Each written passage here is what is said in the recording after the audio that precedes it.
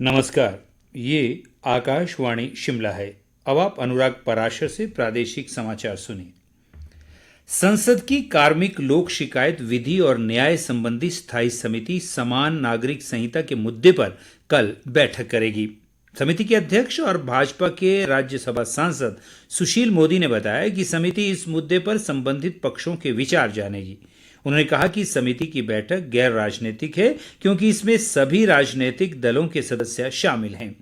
समान नागरिक संहिता में नागरिकों के लिए एक समान कानून बनाने और उन्हें लागू करने का प्रस्ताव है। ये संहिता धर्म और लिंग के आधार पर भेदभाव किए बिना सभी नागरिकों पर समान रूप से लागू होगी। फिलहाल देश में विभिन्न समुदाय अपने अपने पर्सनल लॉ के अनुसार संचालित हो रहे हैं। पिछले महीने 14 जून को विधि आयोग ने लोगों और पंजीकृत धार्मिक संगठनों से समान नागरिक संहिता के बारे में सुझाव देने और अपना पक्ष रखने को कहा था। आम जनता इस मुद्दे पर अपने सुझाव 14 जुलाई तक भेज सकती है। विधानसभा अध्यक्ष कुलदीप सिंह पठानिया ने किसानों से मोटे अनाज के उत्पादन के प्रति अपनी रुचि दिखाने का आह्वान किया है। चंबा जिले में भटियात क्षेत्र के कामला में आज किसान जागरूकता शिविर में उन्होंने कहा कि वर्तमान में किसानों व बागवानों को आधुनिक तकनीक से खेती करने की आवश्यकता है।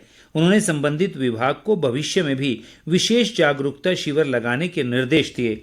पठानिया ने बताया कि भटियात विधानसभा क्षेत्र में भूमि कटाव की रोकथाम से जुड़े कार्यों के लिए 100 करोड़ रुपए की धनराशि स्वीकृत की गई है। विधानसभा अध्यक्ष ने उद्यान विभाग की प्रदर्शनी का भी अवलोकन किया। प्रदेश भाजपा अध्यक्ष राजीव बिंदल ने राज्य सरकार पर मुद्दों से भागने का आरोप लगाया है। एक बयान में उन्होंने कहा कि कांग्रेस सरकार को सत्ता में आए 8 महीने का कार्यकाल होने जा रहा है, लेकिन अभी तक चुनावी गारंटियों को पूरा करने की दिशा में कोई कदम नहीं उठाए गए हैं। उन्होंने कहा कि सरकार चुनावी गारंटियों को लेकर कोई जवाब भी नहीं दे रही है। राजीव बिंदल ने कहा कि कांग्रेस ने वर्ष में 1 लाख रोजगार देने की बात कही थी, लेकिन इसके विपरीत लोगों को नौकरी से निकाला जा रहा है और कई विभागों में आउटसोर्स कर्मियों को वेतन भी नहीं मिल पा रहा है। उन्होंने कहा कि वर्तमान सरकार ने भाजपा कार्यकाल में खुले 1000 संस्थान बंद किए हैं, लेकिन इन्हें बंद करने का कारण बताने के बजाय अलग अलग मुद्दों की तरफ जनता का ध्यान भटकाने का प्रयास किया जा रहा है। इधर भाजपा ने नगर निगम शिमला द्वारा 4% प्रॉपर्टी टैक्स बढ़ाने के फैसले को शहर की जनता के साथ अन्याय करार दिया है।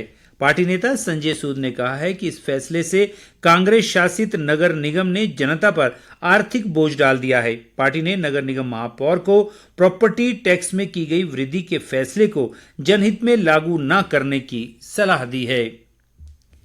केंद्र सरकार ने बच्चों के अधिकार से संबंधित ऑनलाइन पाठ्यक्रम शुरू किया है। नई दिल्ली में आज बाल संरक्षण, सुरक्षा और कल्याण विषय पर आयोजित क्षेत्रीय सम्मेलन में केंद्रीय महिला व बाल विकास मंत्री स्मृति ईरानी ने इस पाठ्यक्रम का शुभारंभ किया। इस सम्मेलन में 9 राज्यों के प्रतिनिधि मौजूद रहे। केंद्रीय मंत्री ने कहा कि सरकार ने पिछले 9 वर्षों में गुम हुए 3 लाख बच्चों को उनको परिवारों से मिलवाने में मदद की है।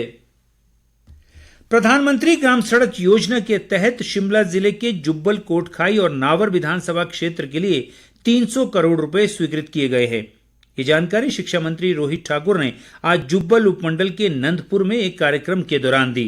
उन्होंने बताया कि नंदपुर क्षेत्र में सड़कों को सुदृढ़ करने के लिए 1 करोड़ रुपए की राशि प्रदान की गई है।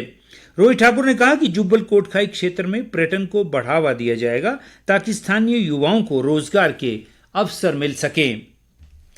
स्वास्थ्य मंत्री धनीराम शांडिल ने कहा है कि राज्य सरकार ने लोगों का जीवन सरल बनाने के लिए गांव में सभी मूलभूत सुविधाएं उपलब्ध करवाने का लक्ष्य रखा है। सोलन जिले की कोठो पंचायत के कोटी कला गांव में आज उन्होंने कहा कि प्रदेश का विकास गांव को विकसित करने से ही संभव है। धनीराम शांडिल ने क्षेत्र में सामुदायिक भवन का भी लोकार्पण किया। राज्य सरकार ने युवाओं के लिए स्वरोजगार व उद्यमशीलता को बढ़ावा देने के लिए राजीव गांधी स्वरोजगार योजना शुरू की है। इस योजना का उद्देश्य विशेष रूप से हरित क्षेत्र से संबंधित नई परियोजनाओं को प्रोत्साहन प्रदान करना है। सरकार ने इस योजना को प्रभावी ढंग से लागू करने के लिए बजट में 10 करोड़ रुपए का प्रावधान किया है। इसी के साथ ये समाचार बुलेटिन समाप्त हुआ। नमस्कार।